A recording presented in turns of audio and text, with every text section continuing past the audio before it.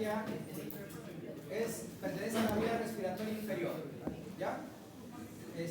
Su límite superior viene a ser el cartílago cricoides, ¿no? Porque ustedes acuérdense, debajo del cricoides está el primer anillo traqueal, incluso están unidos a través de una membrana que se llama la cricotraqueal, y ahí se inicia este órgano que se llama tráquea. ¿A qué nivel? C6. Y termina a nivel de la bifurcación traqueal, de una especie que se llama carina traqueal, y eso sucede a nivel de T4 y T5. Muy bien. La tráquea se ubica en la parte central del cuello, pero no todo se ubica en el cuello, también se ubica debajo de él. Y debajo del cuello, ¿quién está? La caja torácica. Entonces, la tráquea se divide en dos zonas por la presencia de la apertura torácica superior, o también llamada opérculo del cuello. ¿A qué nivel se encuentra de la columna vertebral? A nivel de T1. Entonces, lo que se encuentre entre C6 y T1 será la porción cervical. ¿Ya? La porción cervical. Y lo que se encuentre entre T1 y T4 y T5 será la porción torácica. De ahí que ustedes van a leer que la tráquea se divide en dos zonas, cervical y torácica. Cuando ustedes se palpan el cuello y sienten los anillos traqueales, esa es la tráquea cervical, porque la torácica no la van a poder palpar, porque ya está detrás del esternón, ya no la pueden palpar, ¿ya? ¿Dónde se hacen entonces las traqueotomías? En la parte cervical, el segundo y tercer anillo por ahí. Doctor, Ese dibujo que está ahí también es... Perdón, no le he borrado, ya que nos estorba. Es el nervio ciático.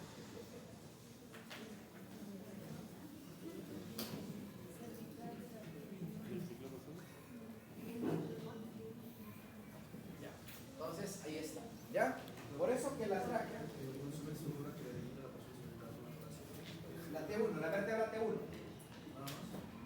nada más, la vértebra, claro, hacia anterior sería la horquilla esternal, pero siempre la referencia anatómica es con columnas. Si ustedes se dan cuenta, todo es con columnas, ¿no? Que es lo más anatómico posible para ubicar la estructura. Entonces, entre T1, T4 y T5 es la porción torácica, es decir, se ubica ya en el tórax.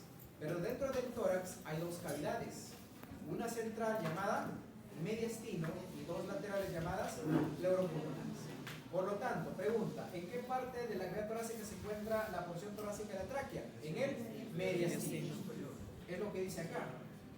Entonces, en el examen ustedes les ponen así, los confunden. Les dice, la tráquea se ubica, o la tráquea netamente se ubica en el mediastino superior. Falso. Porque hay una parte que no, que es cervical y está fuera del mediastino. Y eso les ponen y así les confunden. Dicen, ¿de dónde, qué libro me han preguntado? Dicen. Pero es porque no la analizan. Porque no la analizan la pregunta. Analicen la pregunta. ¿Ya? Así les hacen la pregunta. Así se hacen las preguntas. No, les pueden decir, la tráquea en su totalidad lo encontramos en el mediastino superior. Falso. Solo le encontramos la porción torácica de T1 a T4, T5. Porque la porción cervical está en el cuello. ¿Ya? Acá lo dice, ¿no? Pero a veces uno no le entiende. Ahí dice cuello, mediastino total, ¿dónde está? Allá. No, o sea, les oriento más o menos cómo es que se pregunta, porque ustedes se confunden, ¿no? Acá dice, por ejemplo, que la tráquea se ubica en el cuello y se ubica en el mediastino superior. Y ustedes les ponen en la premisa, les dicen, la tráquea es un órgano impar, simétrico, no distrae, ¿no? Un órgano impar, simétrico, cuyo límite superior es la C6 y el límite inferior de 4 y de 5, le dicen, este se ubica específicamente en el mediastino superior. Falso. ¿Por qué? Porque hay una parte que está en la porción cervical. Así los confunde, pues dicen, ¿dónde me han preguntado? ¿De qué libro lo van a sacar? Pero es así, o sea, las preguntas son así. Son textos, ¿no? Ya no les preguntan directo, siempre textos. Claro, pero si ustedes analizan esas cosas, lo pueden deducir la pregunta. Igualito yo he visto preguntas de tiroides, igualito. La cara anterior, solo les disfrazan, no les ponen de frente. Fácil sería que les digan, ¿de dónde es, no? La porción torácica, ¿dónde es? Ya fácil, T1 a T4, T5, eso es sencillo. Pero no, las preguntas generalmente los disfrazan, les ponen más cosas y por ahí les cambian algo para que se equivoquen. Eso es lo que buscan. Muy bien, entonces hay que analizar bien la pregunta cuando respondan. No respondan así de memoria, analícenlo, piénsenlo. ¿Ya? Recuerden, relación. Y van a ver que no se equivocan. Muy bien. Entonces la porción torácica ya la encuentro yo en el mediastino. Incluso la carina traqueal marca el límite entre el mediastino superior y mediastino inferior, ¿no? Por eso que la tráquea se ubica en el mediastino superior. ¿Cuánto mide? 12-15 centímetros aproximadamente. Y acá están las relaciones. Acuérdense que la tráquea, o en sí la laringe y la tráquea, su orientación no es netamente vertical. Yo acá tengo, por ejemplo, la columna vertebral, ¿no? La columna vertebral es recta. La laringe y la tráquea no tienen una orientación vertical, o sea, no siguen la columna vertebral. Primero están a nivel del izquierdo, se hacen anterior a la columna vertebral, pasan la línea media y se vuelve a la derecha. Tiene esta orientación de izquierda a derecha. Y es importante recordar esto para que ustedes capten muy bien sus relaciones, con quién está relacionado, ¿ya? Y luego, a nivel de la carina traqueal se divide, ¿no? En un bronquio principal derecho, y un bronquio principal izquierdo. Y acá ustedes pueden entender por qué el bronquio principal derecho es vertical. Claro, porque sigue la orientación de la tráquea. ¿Y por qué el bronquio principal derecho es más corto? Lógico, porque si está hacia la derecha está más cerca del pulmón derecho. O sea, no necesita ser tan grande. ¿Y por qué es más ancho? Porque tiene pues 3 lóbulos. Entonces es lógico darnos cuenta, ¿se dan cuenta? Si ustedes analizan una pregunta así no se van a equivocar, ¿ya? Porque por ahí les ponen algo diferente y ya los cambiaron. Empiezan a buscar en el rubier de internet y nunca lo encuentran, ¿ya? ¿Y por qué el izquierdo es horizontal? Porque se aleja, pues. Se ha alejado del pulmón izquierdo, entonces tiene que hacerse más horizontal y tiene que hacerse más largo, ¿no? Y llegar a su pulmón izquierdo, ¿no? Y es más delgado, ¿por qué? Porque solo necesita 2 lóbulos, no tiene más.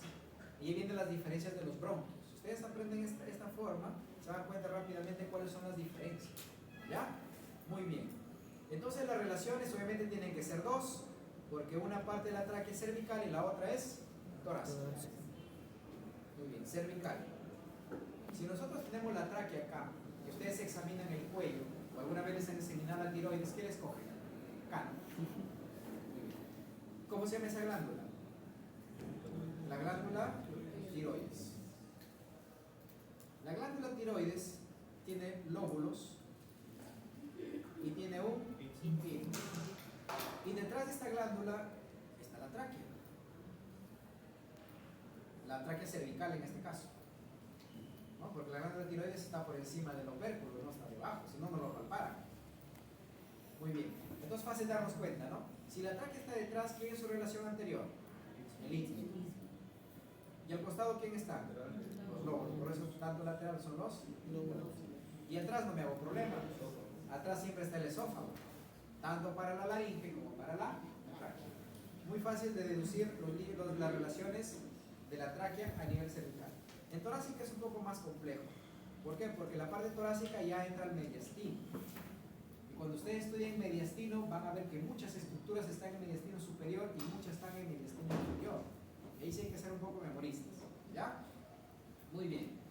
Entonces, hacia anterior, ¿quién está? O sea, delante de la tráquea, ¿quién está? Está la arteria pulmonar en su ramificación. Acuérdense que la arteria pulmonar sale de qué ventrículo? Derecho. ¿Y la tráquea qué orientación tiene? Derecha. Por eso está más en relación con ella, ¿no? Con el tronco pulmonar, con su bifurcación. También acá está ascendiendo la aorta, pero la aorta asciende así, ¿no? La aorta ascendente y luego sin curva. El callado aórtico.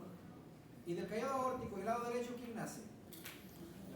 El tronco brachiocefálico, por eso está ahí, ¿no? Y acá también están haciendo ya del tronco brachiocefálico la carótida común. Entonces, por eso sus relaciones hacia anterior está ahí, ¿ya? Y hay una glándula delante, debajo de la tiroides, acá hay una glándula que está metido en el tórax, incluso pertenece al mediastino superior y mediastino anterior porque está adelante, se llama TIG, ¿no? Que es más grande en los niños y más pequeña en los adultos. Posterior, igual, no me hago problema, esófago. Lateralmente, si estoy en el lado izquierdo, para acá, voy a tener aquí en el arco órtico, porque el arco órtico sigue, ¿no? Y anterior hacia la izquierda, porque el arco órtico, ¿a dónde se dirige? ¿A la derecha o a la izquierda? A la izquierda. Entonces tiene sentido. Arco órtico. ¿Quién más? Obviamente la carótida común, pero del otro lado, pues, ¿no? En este caso la izquierda. ¿Y quién más? La subclave izquierda, pues la subclave izquierda también hace de acá. O sea, tiene sentido. ¿Ya? Y hacia la derecha, ¿quién? Hay una vena que está viniendo por acá, que es la vena ácidos. ¿Ya? ¿A desembocar dónde? En la vena cava superior. Bueno, y otra vez el tronco arterial brachiocefálico, pues, ¿no? Porque va de anterior hacia lateral. El tronco arterial brachiocefálico. Entonces, si usted lo relaciona más o menos, ahí pueden ubicarse y no confundirse mucho. ¿Ya? O lo otro es aprender la memoria y se acabó.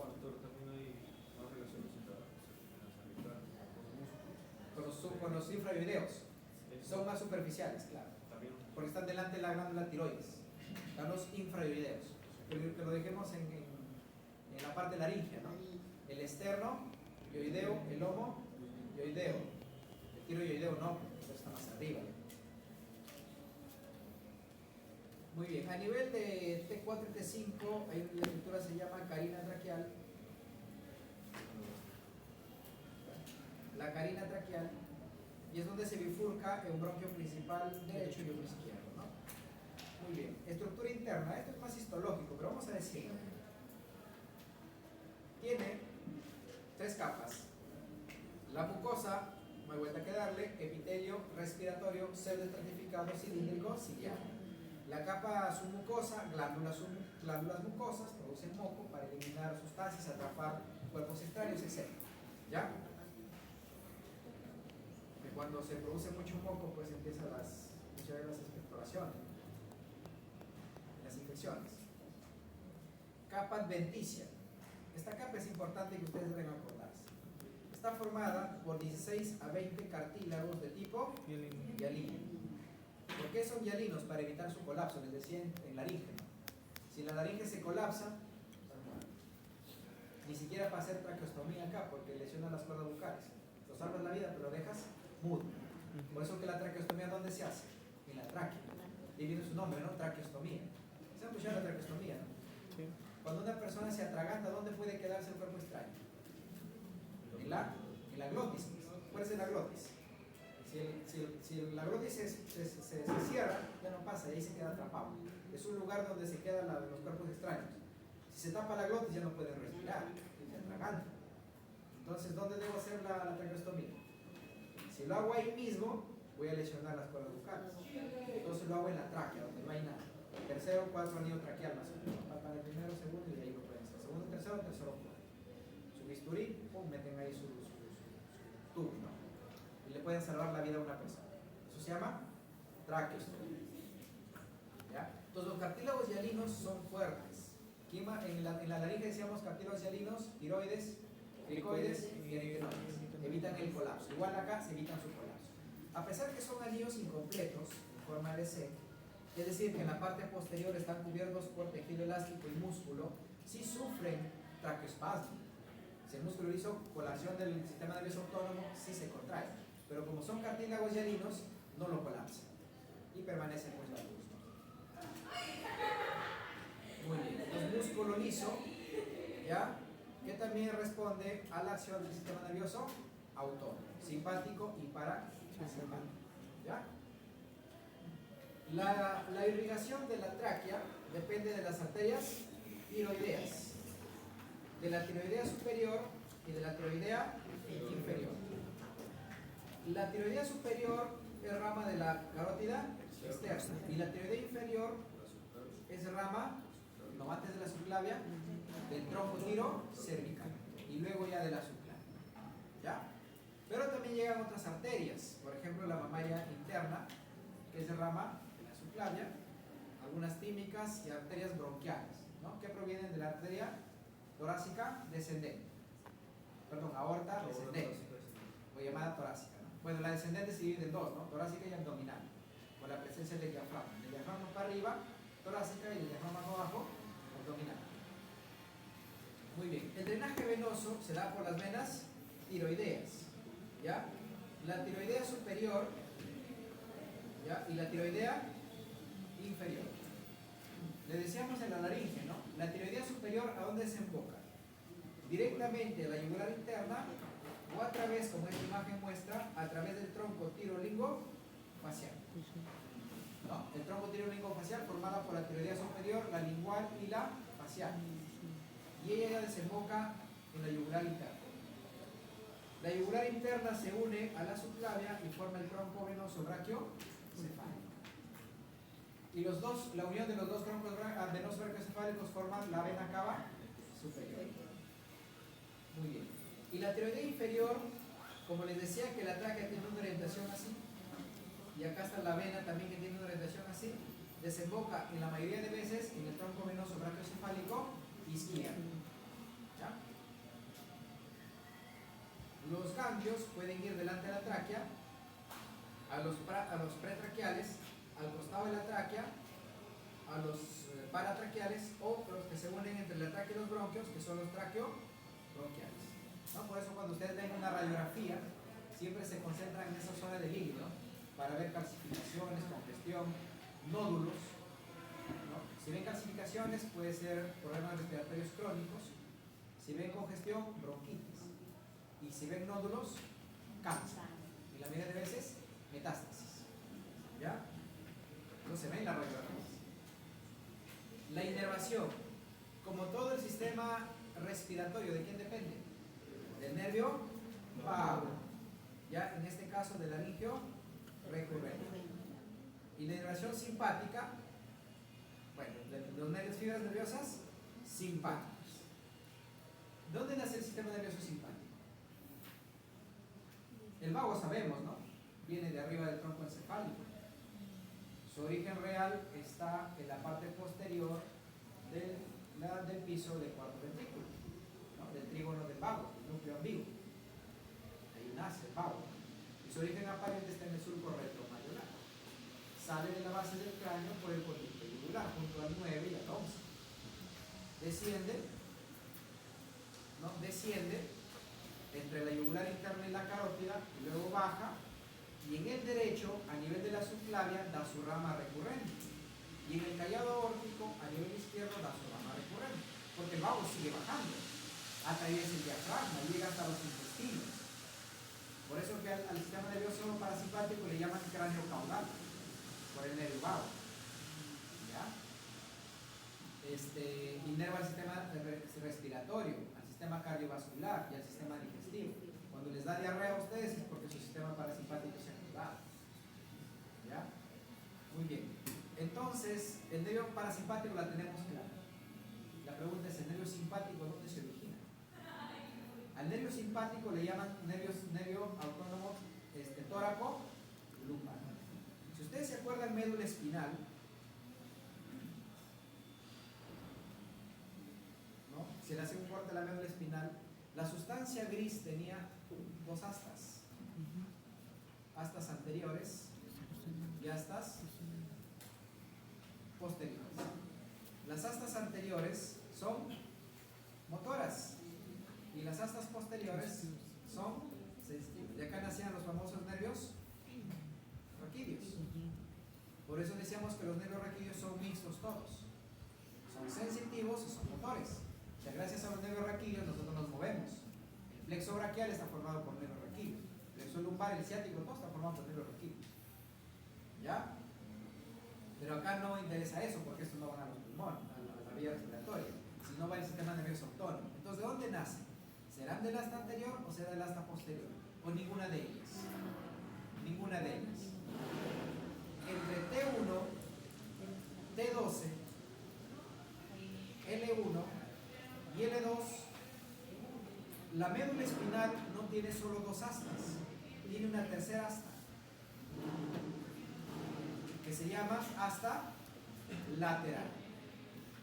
De esta asta lateral nace el sistema nervioso autónomo de tipo simpático. ¿Y de dónde va? Desde T1 hasta L2. Divide el nombre, tóraco. Por eso que al sistema nervioso parasimpático le llaman cráneo caudal.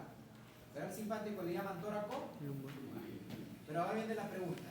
De este sistema simpático, ¿de qué parte a qué parte va la tráquea? O el sistema respiratorio. De T1 a T5 nada más. ¿Ya? Lo demás no. Lo demás irá al sistema digestivo, más abajo. Incluso a las vías, a la vejiga, ¿no? Va más abajo. Pero la vía respiratoria solo va desde T1 a T5. Muy bien. Ya su función no les pregunto, ¿qué hace el sistema nervioso parasimpático? ¿Cierra o abre la vía respiratoria? Cierra la vía respiratoria. Y el simpático lo abre, pero con los vasos sanguíneos es al revés, ¿no? El simpático, vasoconstricción, y el parasimpático, vasodilación. Muy bien, la función, conducción de vía aérea, en fisiología les explica, espacio muerto anatómico, todo eso me lo voy a decir. Muy bien, bronquios. Cuando la tráquea llega a nivel de la carina traqueal, entre T4 y T5, se divide. ¿Ya? Se divide. ¿Se acuerdan que les decía que la tráquea tiene una orientación de izquierda a derecha, ¿no? Y se divide en dos. Como la derecha estaba más cerca a su pulmón, su bronquio principal derecho es más corto, más vertical y más ancho. El bronquio principal izquierdo es más largo, más delgado y es más horizontal. Ambos con un ángulo más o menos de 70 grados que está cubierto por un ligamento que se llama el ligamento interno. Entonces acá algunas diferencias, ya que el derecho está rodeado por el arco de los ácidos, ¿no? Acá está llegando el ácidos para desembocar en la vena cava superior, y el izquierdo está debajo de la aorta y delante del esófago. Eso vamos siempre está atrás. ¿Ya? Lo demás ya les he dicho. Ahora, lo que debemos aprender es cómo se ramifican. Eso se llama segmentación bronquial. Si ustedes aprenden la segmentación bronquial, van a aprender la segmentación pulmonar. Muy bien. Entonces tenemos primero el bronquio principal derecho. Al bronquio principal derecho también se le llama bronquio primario. El bronquio principal derecho se divide en tres bronquios lobales. El superior, el medio y el inferior. A los bronquios lobares también se les llama bronquios secundarios. Y los bronquios lobares se dividen en bronquios segmentarios. Y a los segmentarios también les llaman terciarios. Y de ahí vienen los bronquiolos. ¿Cierto? Bronquiolos de conducción, bronquiolos terminales y bronquiolos respiratorios. ¿No? La característica de los bronquiolos es que van perdiendo el cartílago. ¿Y dónde se da el broncoespasmo? ¿Dónde los sentirán más ustedes el broncoespasmo? Bronquiolos. Incluso hay en los niños una enfermedad que se llama bronquiolitis, que es un asma en realidad del niño, ¿no? Pero no le llaman asma porque para que sea asma tendría que repetirse el proceso. La persona que es asmática es porque lo tiene el proceso. En cambio, el niño que le da por primera vez se le llama bronquiolitis, porque puede que no le dé nunca más. Entonces no es asmático, simplemente le bronquiolitis, pero es un asma. Es bien feo, ¿no? Niños con bronquiolitis. Ustedes van a ver en la emergencia que llegan y los nebulizan. Muy bien. Empecemos con la segmentación. El bronquio lobar superior tiene tres segmentos, ¿cierto? A ver, para empezar, ¿cuántos bronquios segmentarios tiene el bronquio principal derecho? 10. Entonces hay que armar 10. Empecemos con el superior. Tenemos el apical, posterior, el posterior y el anterior. Total, 3. Luego tenemos el medio. Tenemos el lateral y el medial. Total, 2. 5. Y luego tenemos el inferior, ¿cierto? Superior. Que tenemos acá el superior, o de Nelson, se llama. Ahora abajo, relacionen así. Si tengo un anterior, tengo un posterior. Si tengo un medial, tengo un lateral. Entonces, tengo un basal anterior, tendré un basal posterior. Si tengo un basal medial o cardíaco, tendré un basal lateral. Y ahí están los 5. 5 más 5, 10. Y es lo mismo para pulmones. ¿Ya? Esta es una radiografía. Acá pueden ver ustedes el broncograma. Bronquio principal con su bronquio lobar superior, bronquio lobar medio y acá el bronquio lobar inferior. El izquierdo. ¿cuántos segmentos tiene? 8. 8. Entonces, el bronquio principal izquierdo, ¿ya? El bronquio principal izquierdo se divide en dos bronquios lobales, Superior el y medio. superior Y el medio. y el inferior. Ambos tienen 4, ¿cierto? 4. Pero el superior, antes de formar sus 4 segmentos directamente, primero forma troncos. Un tronco superior Un tronco y inferior. un tronco inferior. Al tronco inferior también se le llama lingular. ¿Ya? ¿Por qué forma la língula? El tronco superior, ¿cuántos segmentos tiene? 2. Uno que es unido, Ujú. que es el ápico posterior, y el otro que es uno solo, que es el anterior. Anterior. Ahí va. 2. Y el tronco inferior o lingular, su nombre lo dice, tiene 2 lingulares. Superior. El superior Y el inferior. y el inferior. Ahí va. 2. Ujú. 2 más 2, 4.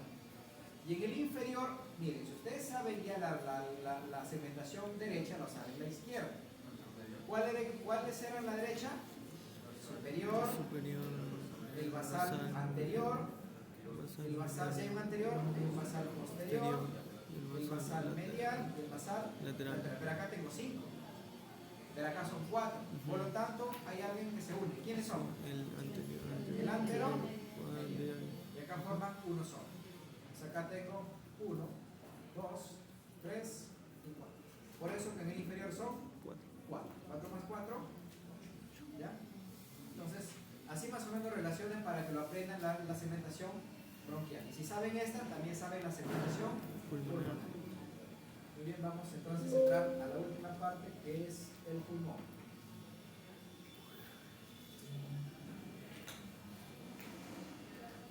A ver, el pulmón, que ya viene a ser como dice, la cereza del pastel, que es el órgano más importante del sistema respiratorio. Acá se produce, esta es la finalidad que tiene el sistema respiratorio, hacer la hematosis, ¿no? Gracias a ello nosotros vivimos. Este se ubica dentro de pertenece a la vía respiratoria inferior, ¿ya? Se ubica dentro de una estructura que se llama caja torácica. Muy bien, empecemos. La caja torácica está formada por huesos, articulaciones, músculos, etc. ¿Ya? Vamos a decir que la caja torácica tiene un límite superior, ¿ya? Que es la forma de un elipse, que nosotros llamamos apertura torácica superior, o también llamamos apertura del cuello, o también le llamamos opérculo del cuello, ya que tiene la forma de un elipse. Pero lo que quiero que sepan es sus límites. Los límites del opérculo del cuello. ¿Cuál es el límite anterior? La escotadura external. ¿Quién es el límite posterior? La vértebra T1. Entonces, si yo voy de anterior hacia posterior, diré anterior, orquilla external, posterior, vértebra T1. Muy bien. ¿Y el límite lateral? ¿Quién será? Ahí lo ven ustedes. La primera costilla. ¿Sí se ha preguntado esto? Los límites del opérculo del cuello o límites de la apertura torácica inferior. Si tenemos una apertura torácica inferior, también tenemos una inferior. La inferior está formada por el reborde costal, ¿ya? Este reborde costal se inicia entre la unión del cuerpo del esternón y la apófisis sifoides, acá, ¿ya? Ahí se forma, o donde empieza, rodea la 12ª costilla y termina a nivel de T12, ¿ya? A nivel de T12, que tiene esta forma triangular, ¿no? Pero esta apertura torácica está cubierta por algo. ¿Quién lo cubre?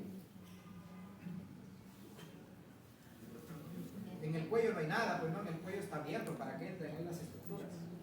Pero acá sí, ¿quién lo cubre? El diafragma.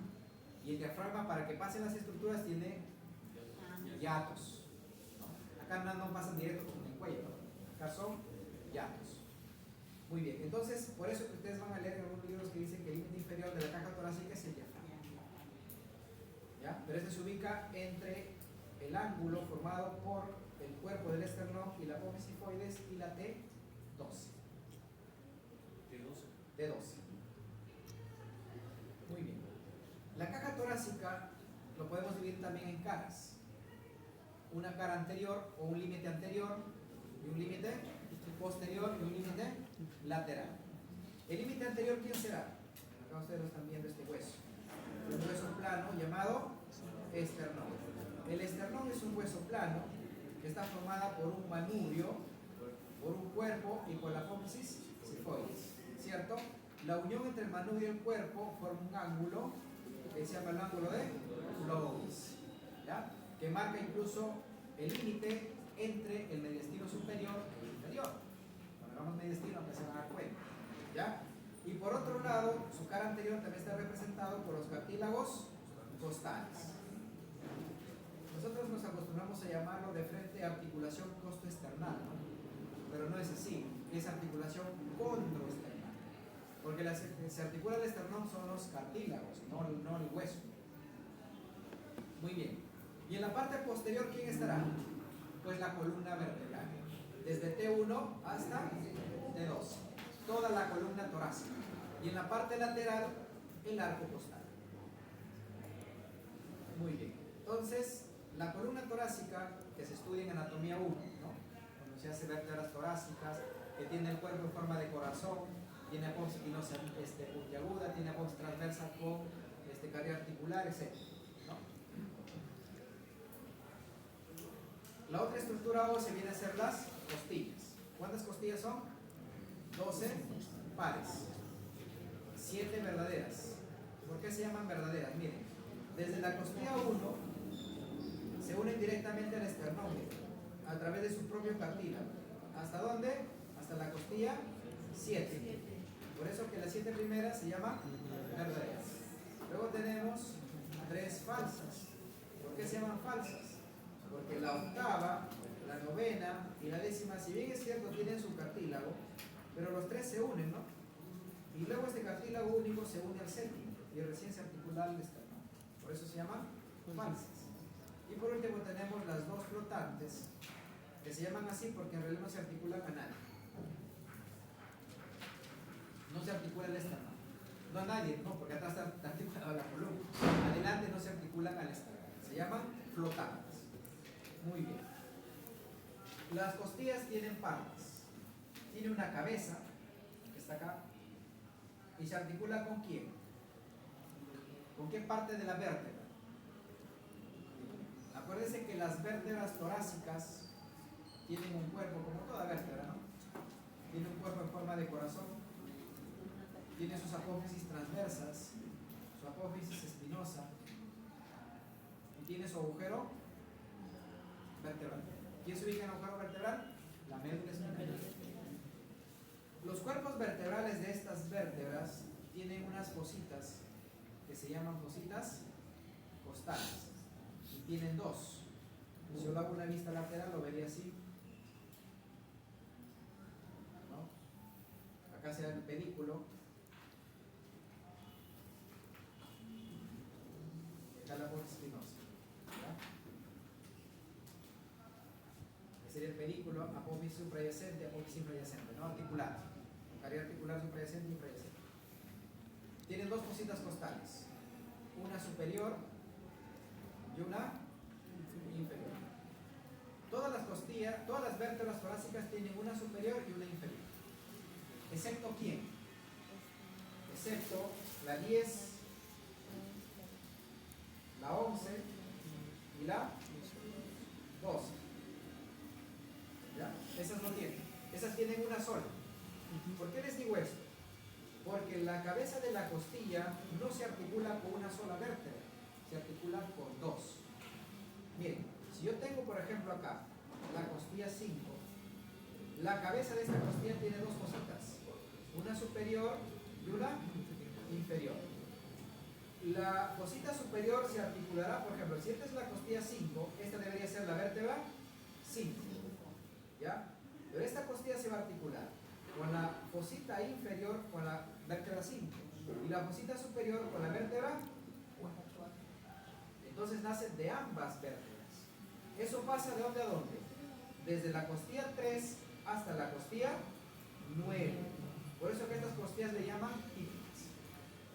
En cambio, la costilla 1 y 2 10, 11 y 12 nacen directamente de su propia vértebra, porque tienen una fosa costal nada más. ¿Ya? Muy bien. Pero aparte de ello, la costilla tiene un cuello. Y en ese cuello la costilla tiene un tubérculo, que se llama tubérculo de la costilla. ¿Y dónde se articula? Las apófisis transversas de las vértebras torácicas tienen una cavidad articular acá. ¿Para quién? Justamente para este tubérculo de la costilla. Por lo tanto, la costilla nace así, ¿no? Su cabeza, luego su cuello, su tubérculo y luego se va hacia adelante. Entonces las costillas se articulan en dos puntos, a nivel del cuerpo vertebral y a nivel de la apófisis transversal. Y de ahí forma su arco y eso se llama ya arco costal. Y eso le llamamos cuerpo de la costilla. Para finalmente terminar a nivel anterior, a nivel de la articulación con el cartílago, ¿no? Que es la articulación condral. Para terminar en el esternón a través de la articulación condroesternal. Articulaciones sinoviales. Muy bien. Músculos de la caja torácica. Intercostales internos, intercostales externos. ¿Para qué sirven? Para la inspiración y la expiración. Así es. Músculos accesorios de la respiración. Porque el principal, ¿quién es? Muy bien. Detrás del esternón hay un músculo que se llama el transverso del tórax, por si acaso. ¿Ya? Muy bien. Miren, toda costilla tiene dos bordes.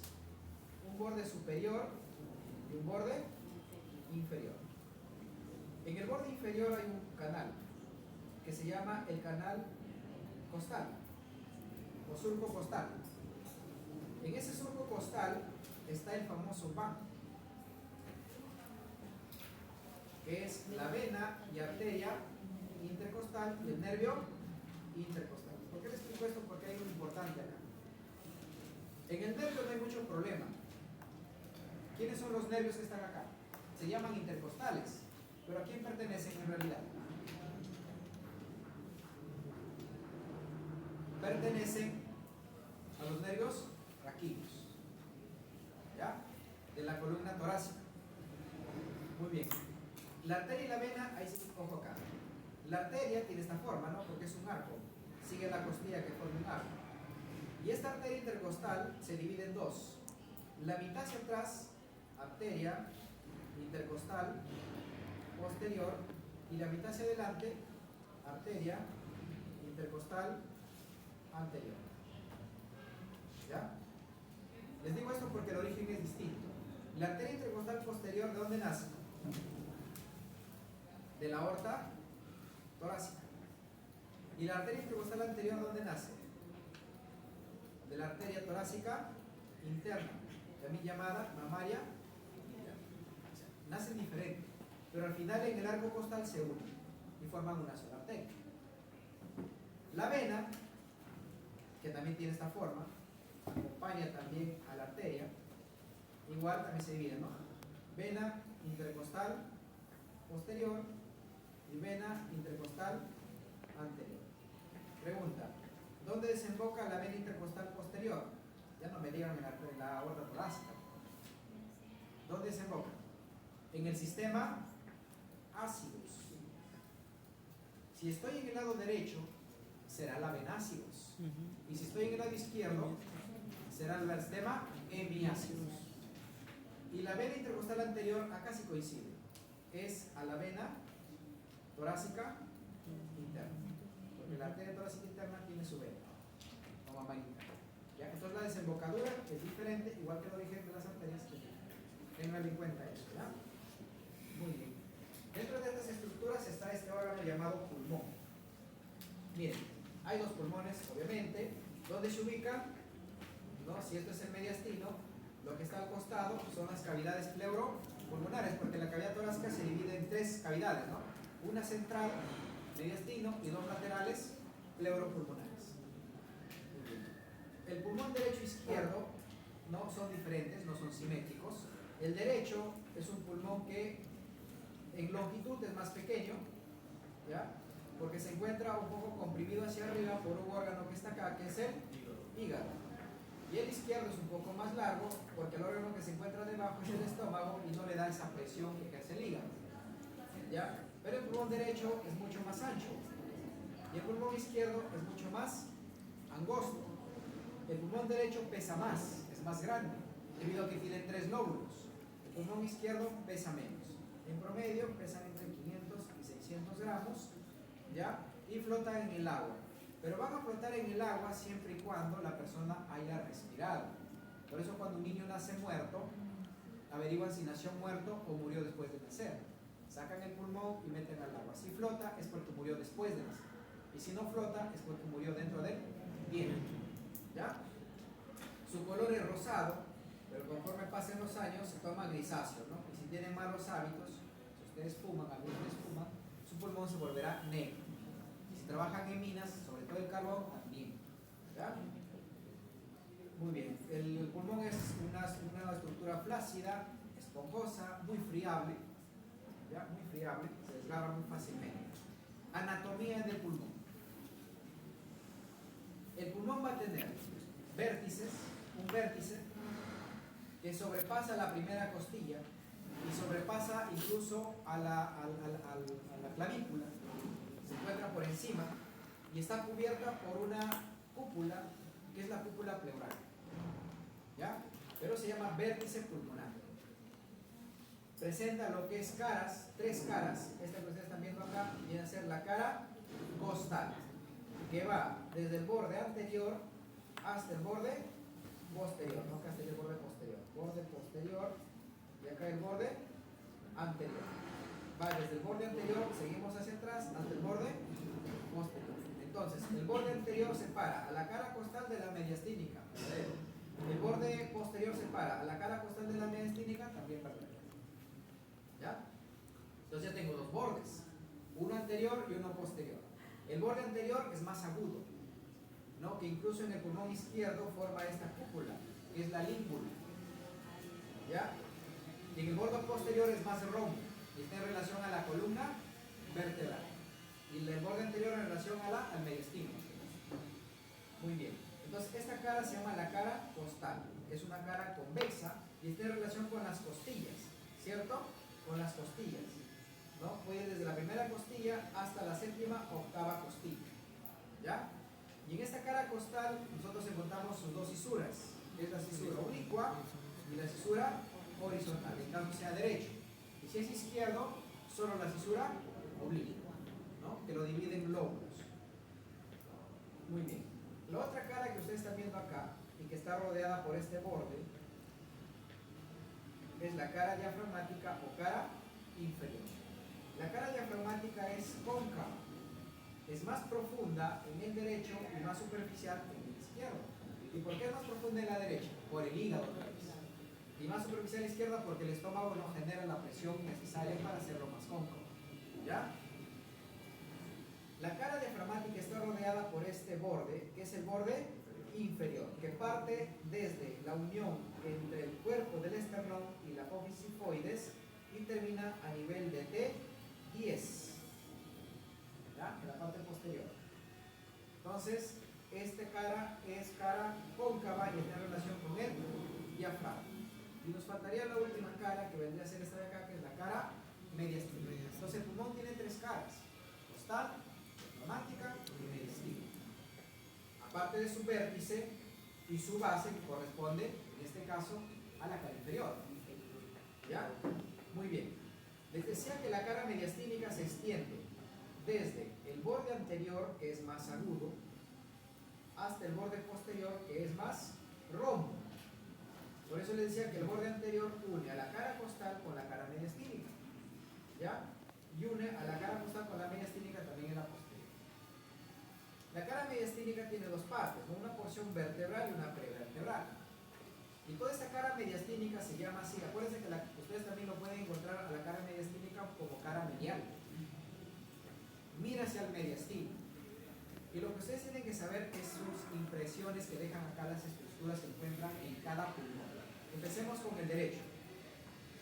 Tenemos de anterior, porque este es anterior y este es posterior. Tenemos primero a la vena cava superior, a la tráquea Siempre detrás de la tráquea, Esófago. esófago. A la vena ácidos, que está desembocando en la vena cava superior. ¿Ya? A la arteria subclavia. Por eso cuando al lado de la arteria subclavia está la vena subclavia, ¿no? Ustedes van a ver alguna vez, yo lo he visto de interno. Cuando una persona no le encuentran vías periféricas, hacen cateterismo venoso central. ¿No? Lo más común es que les pongan a veces en la yugular, pero si no encuentran ahí les ponen en la subclavia. Pues cuando hacen en la subclavia, tienen que saber hacer una subclavia. Porque un riesgo de esos es perforar el pulmón. ¿A qué nivel? A nivel de la cúpula. Pueden perforar aquí el pulmón. Y el aire sale hacia la pleura y se llena la pleura de aire, y eso se llama neumotórax. ¿No? Entonces ustedes van a ver que el paciente le pusieron el catéter y pues empieza a quitarse. Insuficiencia respiratoria aguda. Toman placa neumotórax. Causa iatrogénica. Por poner el catéter venoso en la subclavia. ¿Ya? Porque la subclavia está en relación a la cúpula del pulmón. Mucho cuidado. ¿Quiénes ponen más esto? Los internistas. Nefrólogos, internistas, infecciólogos, ponen. ¿Ya? Muy bien. Entonces son impregnaciones que deja en la cara mediastínica derecha. Y otra cosa que ustedes están viendo acá es el hilio pulmonar. Miren, el hilio, ¿qué es un hilio? Es el espacio que deja una estructura, ¿cierto? Para el paso de algo. Y lo que pasa se llama pedículo. Entonces, el pedículo pulmonar está formada por tres estructuras importantes, que es el bronquio principal, o ya dividiéndose, ¿no? La arteria, que ustedes la van a ver acá siempre de azul porque lleva sangre venosa, y lo que es las venas. Y siempre van a ver dos venas, ¿no? Porque saben que de cada pulmón salen dos venas, ¿ya? Una superior y una inferior. Muy bien. Acuérdense esto. Cuando ustedes vean un hilio, siempre les van a preguntar el orden, cómo está ubicado. Anterior siempre es la vena, porque esto es anterior. Ahí no se hagan problemas. Y posterior siempre es el bronquio. Lo que cambia es la arteria. Si está en el lado derecho, la arteria va a ser medial. Y si está en el lado izquierdo, la arteria va a ser superior. ¿Ya? Es lo que lo diferencia. ¿Ya? Entonces, vena anterior, arteria medial y bronquio posterior. Entonces, vena y bronquio ni se preocupen por aprenderlo.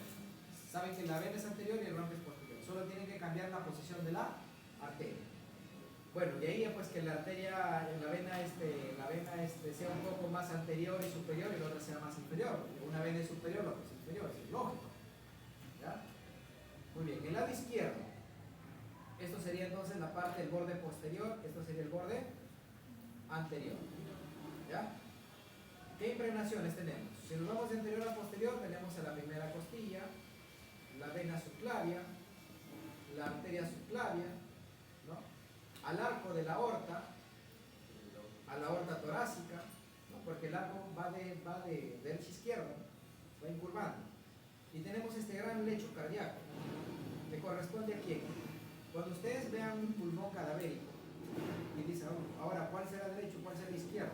Si quieren identificarlo fácilmente, miren la língula. Hay algo característico en el pulmón que es una lengüeta, es como una lengua delgadita. Si ustedes ven la língula, ¿en qué pulmón está? Izquierdo. Y en esa língula hay una impresión cardíaca que corresponde al ventrículo izquierdo. Y les voy a decirles acá la impresión cardíaca, ¿no?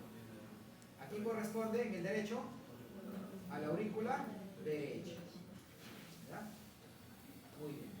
Y miren el hilio acá. Si esto es anterior, vena anterior, bronquio posterior, y la arteria acá es superior. En el borde anterior, el izquierdo también, Claro, es esta, pues en la língula. Tiene una parte convexa y una parte cóncava, justamente por la presencia de la língula. ¿Ya? Así es. Acá están los bordes que les decía, ¿no? El borde derecho está dividido por la cisura horizontal, lo que no pasa con el otro borde, que es el borde izquierdo. El borde izquierdo no, solo tiene una convexidad y tiene una concavidad, ¿no? Que es la escotadura. ¿Ya? Porque la fisura horizontal termina en el borde inferior, en ambos lados. Perdón, la oblicua. La oblicua termina en el borde inferior. Y la horizontal termina en el borde anterior. Pero en este caso solo el derecho, porque el izquierdo no tiene. Los bordes posteriores, que son marromos, están en relación con la columna vertebral. Ahí dejan unos recesos, ¿no? Que son el receso retroaórtico, el receso retroesofágico. Y el borde inferior, que se inicia a nivel del cuerpo y la apófisis sifoides y se dirige hacia atrás hasta T10. ¿Ya? Lo pueden ubicar en relación a la línea medio clavicular o en relación a la línea medio axilar. Los pedículos, ya les dije, ustedes vean nomás acá ciertas características, por ejemplo la vena pulmonar superior, que es más pequeña, la vena pulmonar inferior, que es un corte más baja, eso es obvio, ¿no? Algunas características que ahí lo pueden ustedes complementar. Ya nos pasamos el tiempo demasiado. Doctor, he escuchado que realmente cada lóbulo de una vena, por tanto, el pulmón derecho tendría 3 venas, pero se unen. Claro. Tendría Las arterias se dividen y las venas se forman. Entonces, si ustedes tienen una arteria bronquial, si ustedes tienen una arteria pulmonar derecha, ¿cuántas arterias segmentarias tienen? ¿O lobares? 3 también. Una para cada lado. ¿Cuántas segmentarias tienen? 10. Y así. Y luego van formando hasta terminar en qué? En capilares. Y las venas es lo mismo. Vénulas, venas, ¿no? Y se van formando. Segmentarias, lobares, pero finalmente forman 2 venas. Una superior, generalmente va del lóbulo superior, ¿no? Y una inferior que va del medio y la inferior. En cambio, en el otro lado, es una para el lóbulo superior y una para el lóbulo inferior. Las cisuras, la cisura oblicua, ¿no? Que arranca a través del tercer costilla, de la tercera costilla y termina más o menos a nivel de la sexta costilla, y la horizontal, que parte de la mitad de esta cisura oblicua y termina a nivel de la cuarta costilla. La cisura oblicua divide al lóbulo superior, al lóbulo medio del lóbulo inferior, y la horizontal al lóbulo superior del medio, pero solo en el derecho. ¿Ya? Eso lo pueden complementar ahí. La segmentación pulmonar es lo mismo. ¿Ya? Vamos a ver, esto está acá, miren, está ahí todo escrito. Vamos a ver esta imagen. Decíamos que el pulmón derecho tiene 10 segmentos, ¿ya? 5 en el lóbulo, perdón, 3 en el lóbulo superior, 2 en el lóbulo sería medio, el apical, el anterior y el posterior.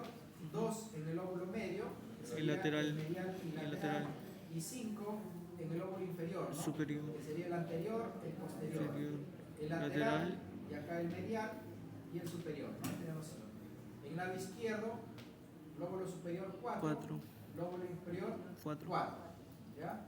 El ápico posterior, que es uno solo, el superior, ¿ya? Y el anterior, que corresponden al tronco superior, en este caso del bronquio global, y hacia abajo el lingular superior y el lingular inferior, ¿ya? En total 4.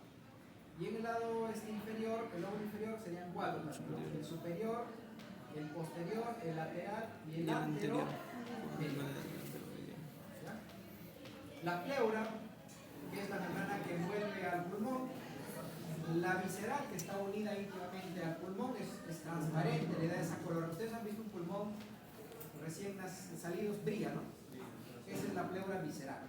Es delgadita y está adherida. Y la pleura parietal es la que está adherida a la caja torácica.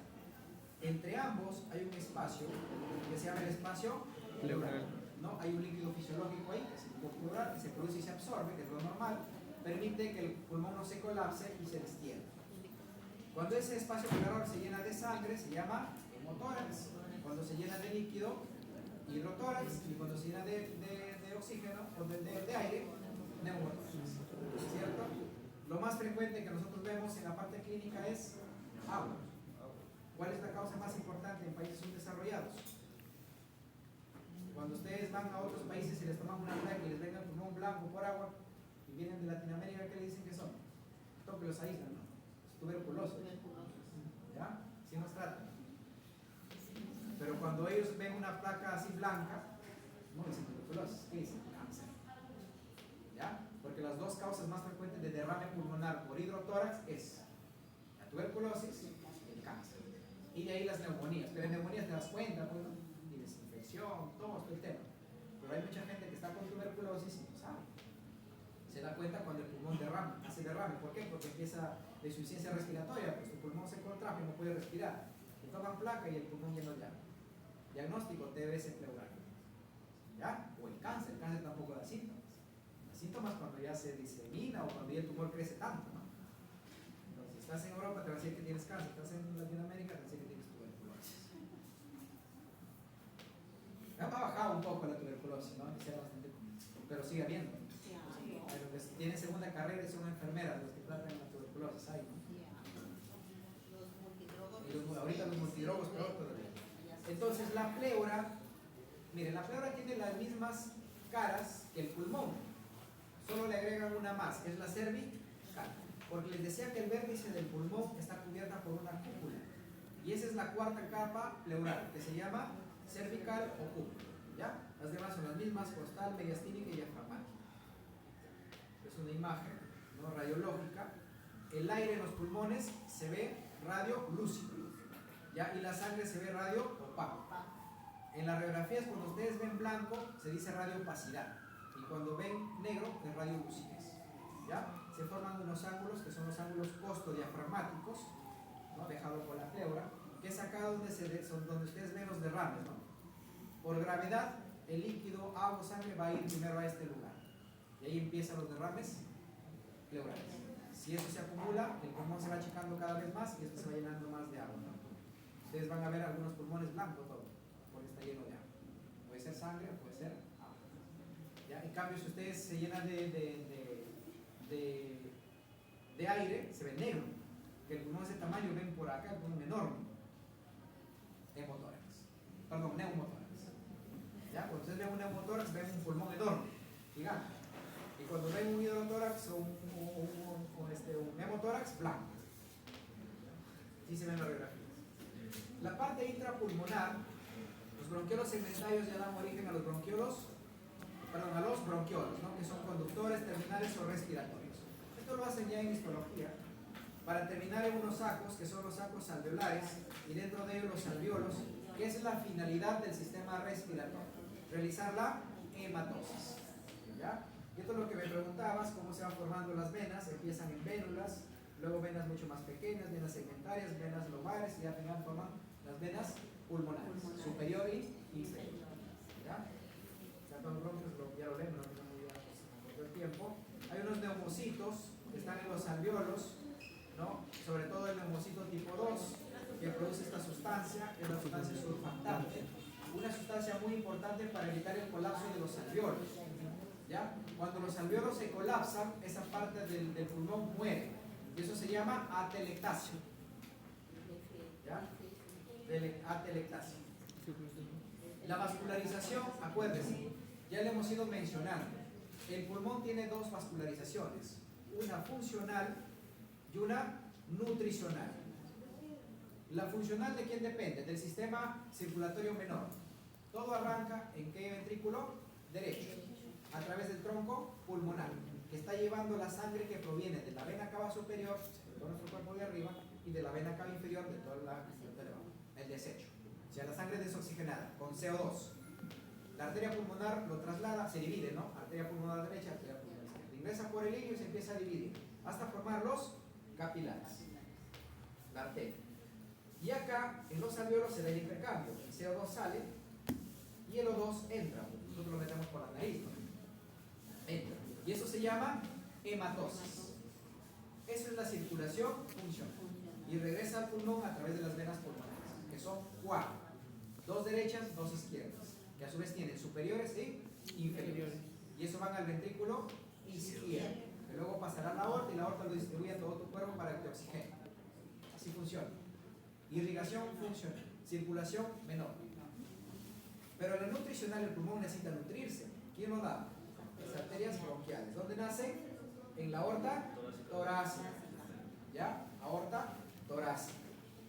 Ahí nacen las arterias bronquiales. ¿Por dónde ingresan? También por el ilio. También ingresan por el ilio. Y se van dividiendo, acompañando también a los bronquios. Y le dan inervación tanto a los bronquios, por eso ahora cuando comíamos bronquios, ¿no? Decíamos que los bronquios y la tráquea están irrigadas también por las arterias bronquiales, porque por ahí va, ¿ya? Dejando sus ramas.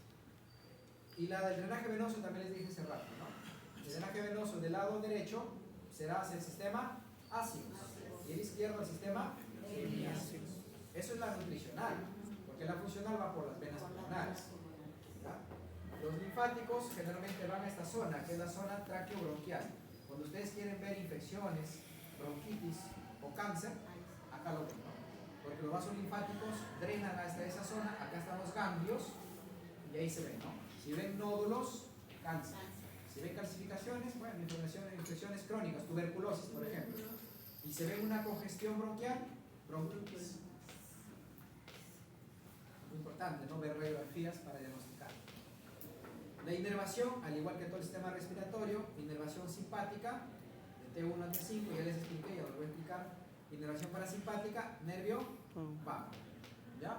Ya sabemos que el nervio vago hace broncoconstricción y el simpático bronquiodilatación. Y con los vasos vas a encontrar, ¿no? Muy bien. Entonces,